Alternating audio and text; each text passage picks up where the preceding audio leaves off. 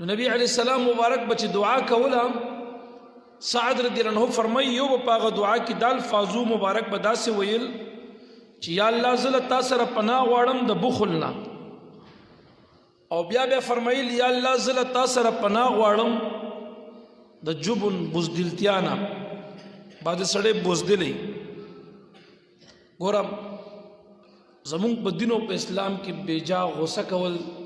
دا مذموم عمل دی یو انسان دې په سم خبره غوسه کیږي معمولی خبره باندې دې لمبه کیږي غوسه کوي نو دا په شریعت کې ډیر مذموم عمل دی الله او د الله محبوب ته ناخوخه کار دی غوسه کول دا کمال نه دی زمون شریعت مونږ ته داوي چې تا سره چا بد موکو تا ته غوسم راغانو دا غوسه برداشت کول دا پهلوانی دا کمال دی تاسو قرآن عظیم شان راوالی وګورئ قرآن عظیم شان کې الله تعالی د نیکانو صفت چې کوي د اولیاء او د متقیانو صفت چې کوي فرمای اعدت للمتقین جنت دا د متقیانو د لپاره تیار کړل شوی دی متقیان څوک دي متقیان هغه کسان دي بیا وروسته د متقیانو تعریف ورپسې کوي اعدت للمتقین الذين ينفقون في السراء والضراء والكاظمين الغيظ والعافين عن الناس والله يحب المحسنين د متقیانو صفت ورپسې رستو بیان کړي متقیان هغه خلق دي الله فرمایي چې دي په تنگ دسته کې په فراخه کې خرچي کوي لاس کولو چلی وګوره دا د متقیانو صفت ته سخا کول دویم نمبر دا ګوره کته وی چې زکات ته نه مراد دی نو زکات نه دی ځکه په سختۍ کې په تنگ دسته د مال کې په انسان زکات فرض نه وي زکات په مالدار باندې دی په غریب سړي زکات چرته فرض دی متقیان هغه خلق دي چې دی خرچي کوي په تنگ دسته د مال کې هم او په فراخه د مال کې هم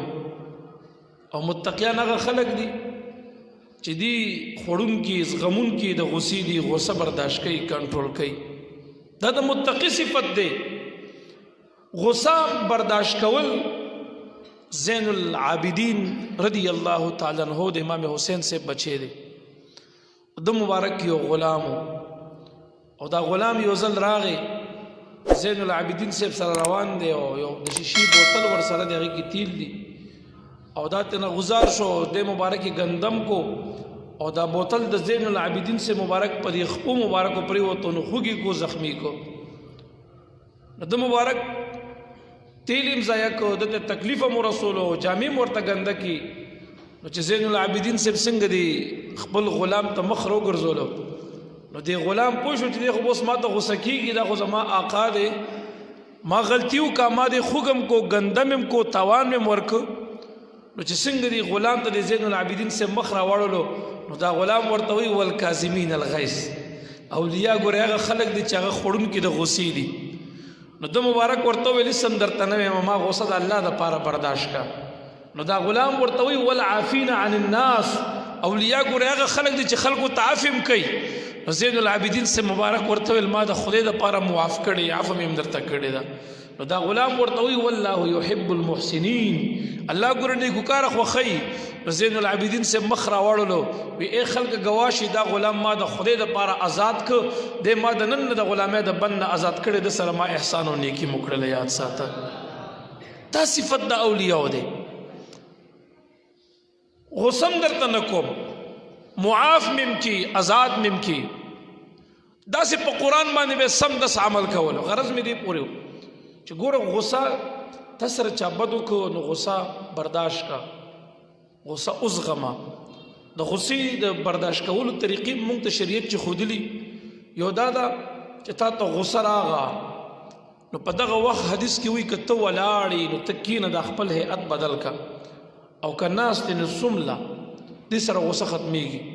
بعض علماء د دې حدیث لاندې دومره لیکلي و چې په دې اسمکه باندې سملا پسمکه دنه چې کټ یاد کی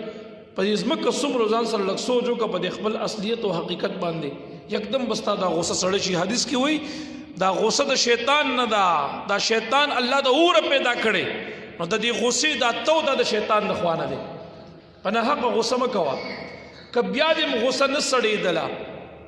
حدیث مبارک کې داسې راځي نبی علیه السلام په یو لار روان صحابه ورسره دي یو 2 کسو جنګ و د دې یو د مخ د رنګ تک سرو حالت یې بګړ شوی او دا رګونه پټ سیدلی د بل ته په ډېر بد رد شروع دی نبی علیه السلام صحابو ته مخ راوګرځولو ما ته داسې کلمات زده دي که ده دا کلمات په دې حالت د غصې کې وویل د ده دا تمامه غصه به پرې ختمه شي صحابه ورته فرمایي قربان هغه کوم کلمات دي مبارک ورته وایي اعوذ بالله من الشیطان الرجیم دا کلمات د غصې په حالت کې دی وایي د ده دا تمام غصه به په تسکین باندې بدله شي دریم حل چې په حدیث کې ښودلی شوی د غصې د دفعي یا د کنټرول یا د ختمولو دپاره نو هغه حالت د اودس دی ته سخته غصه راغه برداشت نشي کولی لاړ شه فورا اودس وکړه چارندام وکړه دا غصه د شیطان نه ده شیطان پیدا د اور دی په دې اور باندې اوبه واړوه ستا دا غصه به اوس ختمه وګرځېږي اودس وکړه نو ګوره غصه برداشت کول دا صفت د اولیاو دی اوس داسې نه چې بس تاله د سره سو غصه نه راځي چې کله د شریعت او د دین نه خلاف کار وګوري نو په هغې باندې به غصه کېږي که دغه ټیم تا غصه نه کوله د خدای او د خدای د رسول علیه السلام یا د دین دشمن دی ولیدو او په دغه وخت کې هم ته بیا نو دا بیا بزدلتیا ده دا صفت بیا مضموم دی د دین شریعت بیا منع کړې ده دې وخت کې بیا غصه شه نبی علیه السلام مبارک با چې د شریعت نه خلاف یو امر وکړه نو د مخ دا رنګ به تک سور وړېدو حدیث تاسو وګورئ مطالعه کوئ د دې علماو نه تپوسونه وکړئ مبارک به چې ناروا وکړه نو مخ به یې ترې واړولو او د مخ مبارک دا رنګ به تک سور وګرځېدو تاسو وګورئ نن سبا زموږ دغه صفات په ډېرو کمو خلکو کې موجود دي په ذاتیاتو باندې خلکو ته غصه کېږو خو د ناروا په لیدو باندې چاته غصه او خفه نه شو دا صفت ما په مبارک صاحب رحمت الله تعالی علیه کې پاتمه طریقه لیدلی چې په ذاتیاتو به چاته دومره څه نه ویل خو مبارک به د شریعت نه خلاف کار چې وکړو په الله یقینو که د مخ دا رنګ به تک سور وګرځېدو او مبارک به هغه ناروا بیا په لاس باندې منع کول ګزار به ورکولو د خدای دپاره به یې غصه کوله دغه صفت د اولیاو دی نو ګوره